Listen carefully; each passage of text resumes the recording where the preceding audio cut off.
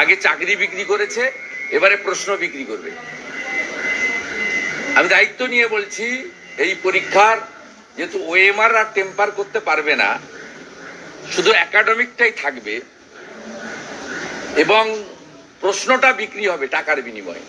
ভাইপো দোকান খুলবে, সুজয় কৃষ্ণ ভদ্র, কুন্তল, শান্তনুর মতো আবার এজেন্ট নামবে, পার্থ চ্যাটার্জির মাসদ্রোণীর ঘরের মতো কারো একটা অন্য কারো নামে ঘর খুলবে,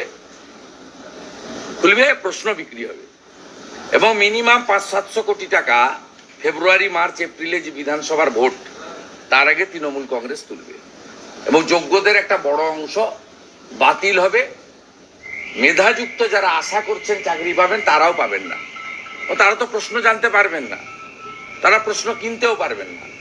প্রশ্ন বিক্রি করবে তৃণমূল, প্রশ্ন কিনবে যাদের অর্থ আছে, এবং তারা 82-84 যদি 100 নাম্বারের হয়, 82-84 যদি 50 নাম্বারের হয়, 44-46 করে নাম্বার পাবে এবং ওএমআর এর নাম্বার জাম্প করে গেলে ভাইবা তো ওদের হাতে থাকবে 10 নাম্বার।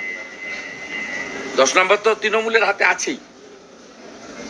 9.5, 9.25 দেবে, আর যাদেরকে বাতিল করতে হবে তাদেরকে 2 দেবে, 1 দেবে, 1.5 দেবে।